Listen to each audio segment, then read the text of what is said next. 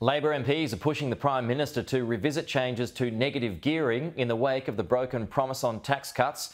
Joining us live now, Senator Jacqui Lambie. Jacqui, good to see you. Thanks for your time this morning. Before we start there, though, I want to get your view on the Prime Minister getting heckled at the tennis last night. I think whether you're the Prime Minister, mate, whether you're a senator, all politicians get heckled, I'll be honest with you. I'm not quite sure.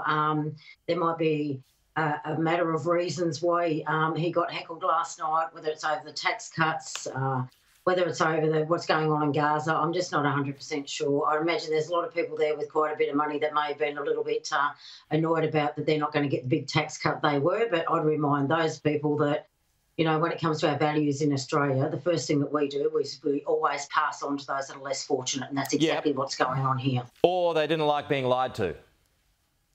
Well, you know, they all make broken promises, mate. I just think he left it too long. It was something I would have done about 8 months ago and changed them without sitting on it for so long. And I think that's been quite disruptive.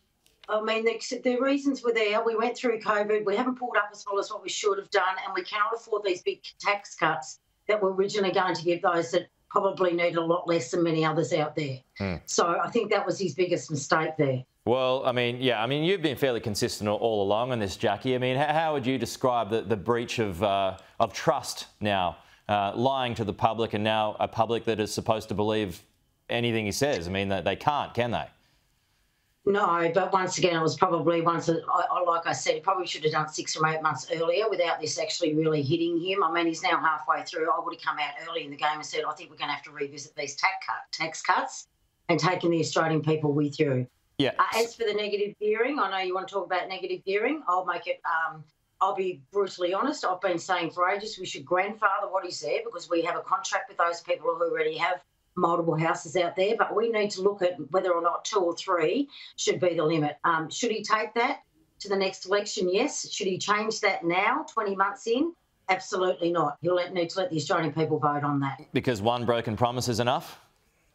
I think that, I don't know. I think that it is losing out on the voice and also now having to change these tax cuts.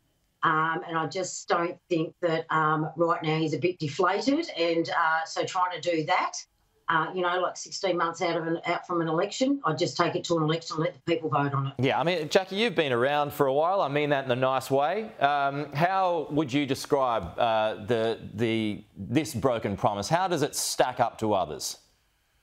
I think that there has been, I think you'll find that over 70% of Australians are glad that they're going to get a little bit more in their tax. So I don't think that's going to be that hurtful. I think what it is it doesn't matter what side of politics are, the trust in politicians is probably the lowest it's ever been.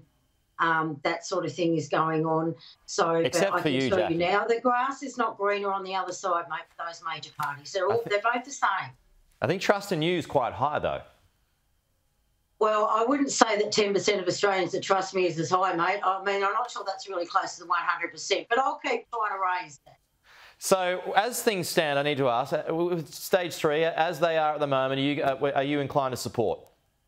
I'll absolutely be supporting them. I actually would have went harder on those people with money. I don't mind not getting a tax cut myself. I'm still going to get, what is it, $4,000 or $5,000. Basically, I don't need a tax cut. I can afford my groceries. You know, I have a roof over my head. Right. I can put fuel in my car, mate. So the Greens are trying to get Labor over a barrel here and are asking for more. Are you in with the Greens there to try and make them go further? You know what? If I was the Liberals, I'd smarten up here and do the deal with the Labor Party and knock the Greens clean out and say, okay, this is far enough. We'll vote for this. I think the Liberals are also feeling it out there to say, how can you possibly say that, you know, us that are under that 40 grand don't deserve a tax break? So I think I'd really smarten up and I'd just do both the majors and push the Greens out and vote for it as he's changed it.